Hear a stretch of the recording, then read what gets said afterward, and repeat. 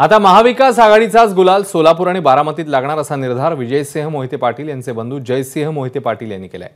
आम्हाला कोणत्याही ईडीची भीती नाही असं ते म्हणाले। तर मोहिते पाटलांचे कट्टर विरोधक उत्तम जानकर यांनी भाजपवर बॉम्बच टाकलाय। लोकसभा त्यांना, विधानसभा आम्हाला असा तोडगा होऊ शकतो असं जानकर म्हणाले।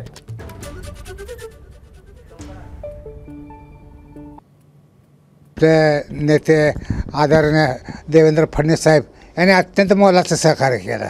वास्तविक पाहता ही निवडणूक लागली त्यावेळेस जर देवेंद्र साहेबांनी आम्हाला सांगितलं असतं की तुम्ही जर थांबा सुरुवातीलाच तर ही वेळ आली नसते, आम्हाला भाजप सोडायची वेळ आली नसते।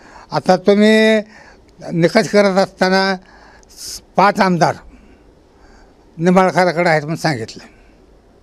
आता त्या आमदारांना किती मतं पडली, किती मतं निवडून आले त्याचा विचार केला पाहिजे की आता सोलापूरला जाऊन आम्ही ती निवडणूक जिंकली, काय नसताना माड्यात आम्ही विजय होणार, सोलापूरमध्ये प्रणितीताई विजय होणार आणि बारामतीमध्ये सुप्रियाताई विजय होणार, यामध्ये कुठलाही फरक नाही। जी जनतेची भावना आहे तीच कार्यकर्त्यांची भावना असते।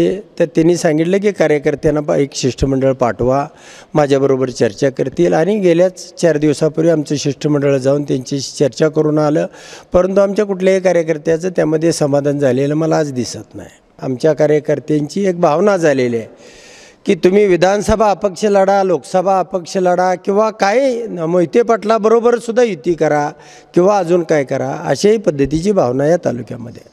म्हणजे 2024ला हे चित्र घडू शकतं परत एकदा 1 लाखाचं लीडचं? नाही, चित्र म्हटलं तर खरोखर म्हणजे एक जर खरोखर आम्ही एकत्र आलो तर लाखच काय, परंतु 2.25-2 लाख मताचं लीड या ठिकाणी होऊ शकतं। एबीपी माझा, उघडा डोळे बघा नीट।